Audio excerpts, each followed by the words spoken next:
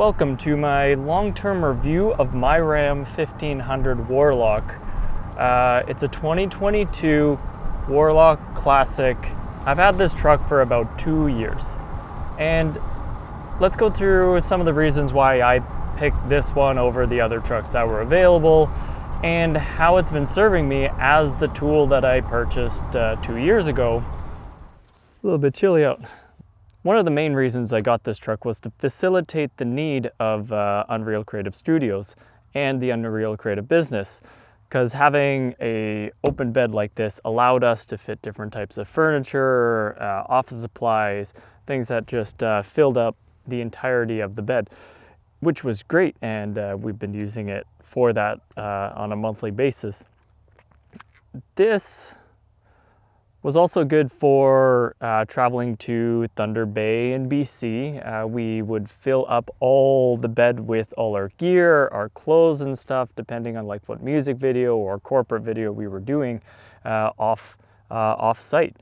So it has been an incredible asset for those situations. It definitely got used for those stuff. And the back seat is just wide enough for me to lay down in, so it has been a fantastic travel vehicle as well. So a couple of the trips that I've taken with this vehicle have been to different parts of northern Manitoba with one of the other production companies that I do stills for. They do a lot of back roads areas and indigenous stuff, so we are in places where it's a little more remote, and a vehicle like this is an asset, like this one here. We were up north during the winter, and our sound guy ended up losing a bit of control and ended up in the ditch in the really deep snow. But I always have my recovery gear with me whenever I'm traveling out of the city with the truck. It's just a good thing to do.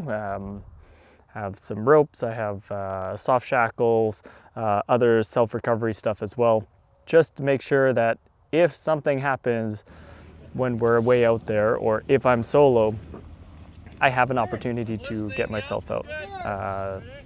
So yeah, here's the footage of that.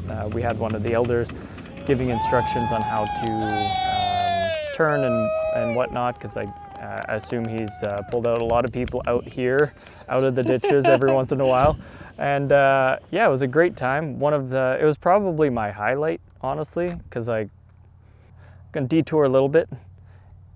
When I was younger, I guess, I would have my Durango and my other Rams and that kind of stuff. And whenever there was like this massive snowfall in Winnipeg, I would head out and find people who got stuck and just give them a little bit of a pull if it needed it. Most of the time, a little bit of shoveling and just a nice little push would get us out. There have been a handful of times where we ended up using a tow strap, and that would just give them a bit of a pull over that snowbank, or a bit of a pull out of their snowed-in parking lot or snowed-in street or side street. And that's always been fun. I think in another life, in another situation, I would have been a tow truck driver, because like that just seems fun to me. It just seems like an entertaining thing to do. But back to the truck. Another trip we took was out to Thunderbay working on Robbie G's music video. We're here out in Thunderbay doing a music video for Robbie G. We're at the venue, Envy Music Hall. They're playing later tonight, so we only have a couple hours to shoot these scenes, so we're gonna get at it. And that was another great trip. It was a long one, but having this truck just made it very easy for us to facilitate that. We loaded all the gear. We didn't have to pick and choose a minimal gear set going out there. We could just bring our entire kit, which made it easy, and it just removed the what if we need this. We didn't have to deal with that situation at all. It was just, you load everything into the truck and you're good to go. All the extras, all the backups, we didn't have to leave anything at home, didn't have to leave anything back at the office. It was ready to go, and we had it all, and it just worked smoothly. I'll link the music video here. It's finally out, This was a long time coming. There was a couple teams that put this all together and made it work. Robbie G, awesome guy. Check out all the stuff he's doing. Check out his social medias and whatnot too, because he is hustling out there. Man, anyways, great guy, check him out. So one of the funny things is the truck was supposed to stay stock. This was one of those vehicles that I was hoping to keep as a stock vehicle and not end up using it for off-road and not using it for any of those kind of stuff. So when I did buy it, I just bought the inexpensive trim level that did come with four-wheel drive, because like I do feel that's a necessity here in Winnipeg. Just it's one of those things in a truck that I need. I had a two-wheel drive truck before and it was just a disaster trying to get through that, get through our winters and through the snow and all that kind of stuff. But this one, I told myself, let's not lift it, let's not put tires on it, because I did that with one of my other Rams way back in the day. Put that one on 37s and 6-inch lift, 3-inch body, and then later on we put a add-a-leaf that added another couple inches in the back. It just ruined it. So I didn't want to ruin this vehicle, so I went a year without adding anything onto this truck, which is good. That's pretty good. So started off with something minimal, went with a leveling kit in the front, a 2.5-inch to facilitate 35-inch tires. Not the massive 12-inch wides, but the nice 10.5-inch, which is great. They're much better to live with. They don't take up so much space and they're lighter, much lighter than the 37 12.5s. Those were heavy and they made the truck drive like garbage. This still drives pretty close to stock. It is taller, you do feel the wobble and whatnot, but it's so good. It's so good still, and I'm really happy with that. And one of the really neat things, and the thing that I'm finding out, is it's quite good off-road. I don't have the lockers on the front. I don't have lockers in the back. I have a limited slip in the rear of the vehicle. And it's got that Ram technology of, brake locking differential, BLD, which seems to work quite well. Yeah, everyone online is telling me how garbage this vehicle is, and it's just going to be a disaster for me. You can't take this off-road. Trucks aren't made for off-road. And it's just, turns out it's just a bunch of keyboard warriors telling me a bunch of things that I don't think they've ever tried. And I guess that's just one of my things, is that if I'm gathering information for a subject, I'm going to verify the facts that are being presented. So I took it, I understood that this truck is not to be off-road. It is not something that's supposed to be off-road. However, demonstratively, it's been really, really good. I haven't been stuck in anything too deep. I don't think, let's see, I don't know if I've ever got like stuck. There's once at Reynolds Pond where we have a video of that where I got high centered, but I think that's more driver error than the truck itself. The breakover angle is minimal, so I would have needed a little bit more speed to get through it.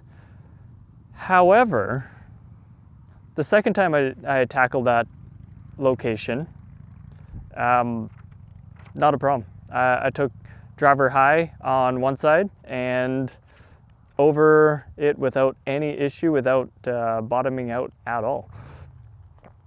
So I think it was driver error the first time I got stuck there.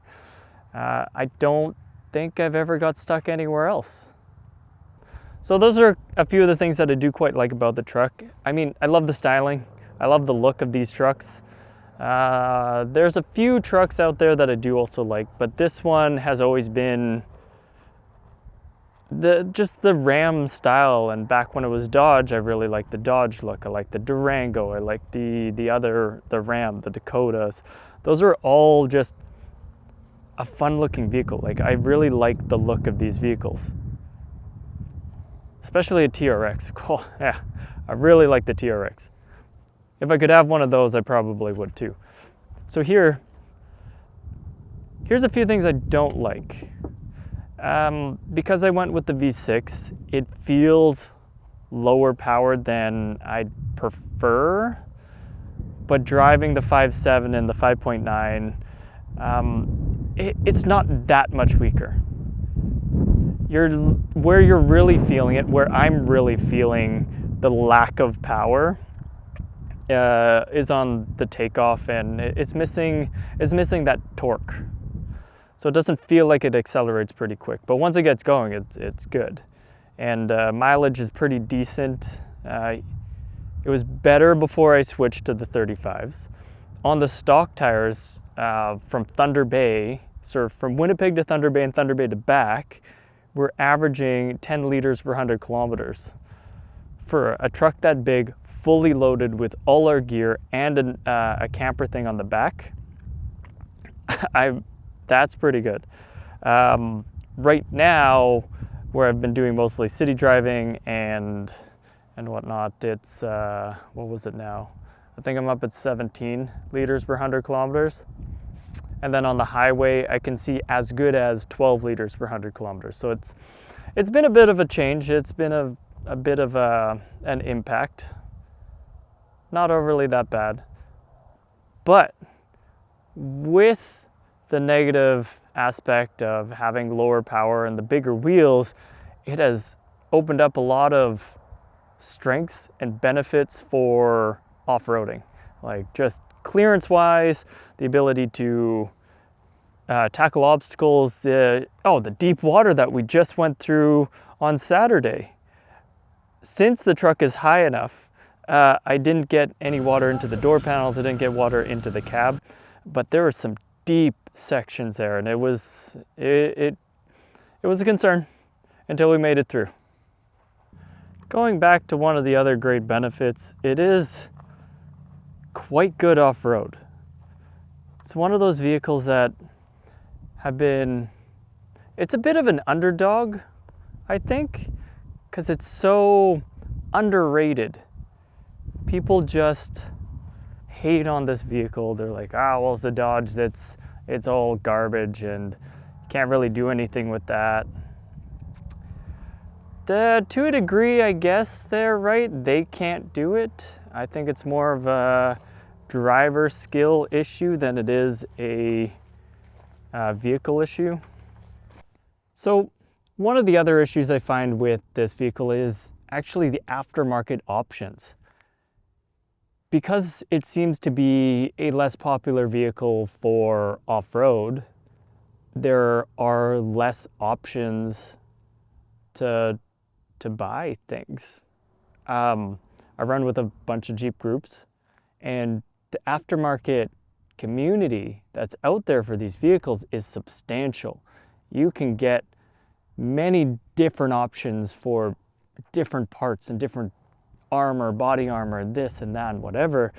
It looks like it's going to be a lot of just custom work for this vehicle, and that's fine, because maybe if I find somebody who can make all these custom pieces, we do marketing and video, so maybe we'll become the manufacturer to sell those parts, custom one-off pieces for Rams.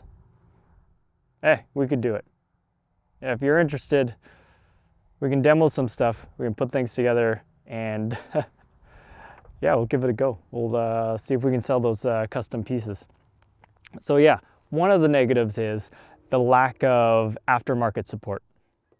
So another benefit, this truck has been great for pulling people out of stuck situations.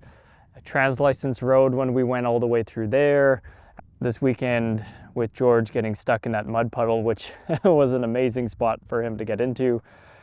And a few other vehicles throughout the mega run that we were at as well. I didn't think I'd like this truck as much as I was going to like it. Because really, when I was buying it, it was for a very specific purpose to solve a problem, but cause a couple other problems in terms of like, well, I'm not going to be happy driving this, but that trumps, the need trumps the entertainment. So I went with a vehicle that I wasn't necessarily interested in. I did like the look and it was good enough and it triggered good, can live with it type vibes at the beginning, but it hit the needs, all the needs that we had. Now, having it for 2 years and going all over Canada with it and going to all these cool destinations, driving in BC, hitting up the mountains, going through wooded areas, or just off-road locations in BC, which I'm going to another one soon. All the off-roading locations here in Manitoba as well. It's really grown on me to quite like the vehicle. It's one of those ones where it's really proven itself to be a substantial vehicle. Like it fills all the needs, it fills all the wants. It's pretty good. It's pretty good. I had my doubts how this truck was going to perform off-road because of all the negativity that was online, all the negativity and all the naysayers saying like, oh, you're not gonna be able to take that off-road, that can't make it anywhere, you're gonna get stuck everywhere all the time, and all that kind of just always. So you take that into account, you're like, okay, well, this vehicle's not capable. And then you test it, because like, I don't just take people's word for anything ever on any subject. I'll take it as a bit of information, but I'm gonna go verify it. So I've been verifying the use of this vehicle, and it has succeeded the expectations that I had, because the bar ended up getting put lower because of the naysayers. I didn't just ignore them completely. I took their words and tested them. So hear what I'm saying. Verify your information. If you like this truck and you're worried that it's not quite capable to take you off-road, I have dozens of videos to prove otherwise. It is just as capable as many of the Jeeps that we go out with, many of the other SUVs and trucks that we go out with. You're gonna be fine. And you're not gonna break the bank doing it, because this is a lot cheaper than the other trucks that I've seen out with us. So not bad. But if you have money to get a second vehicle, do that instead. Get like a used Jeep or something, because then that'd just be fun. Haven't really done much modification to this vehicle. Like I said before, wasn't planning on doing them. But what we have done is a 2.5-inch leveling kit in the front with the 35s and the 18-inch wheels. In the back, we did a 1.5-inch just recently. Sheldon put that in for me. Thank you again for that. That was amazing. Yeah, and now it sits nice and level with those two pieces into it. It's really capable now. Because like last weekend was the first time that I was off-road with the rear lift into it, and everything seems better. I don't know why it made that much of a change, but it did, and I'm happy for it. Yeah. So a few modifications, cheap ones, realistically. A couple $100 to put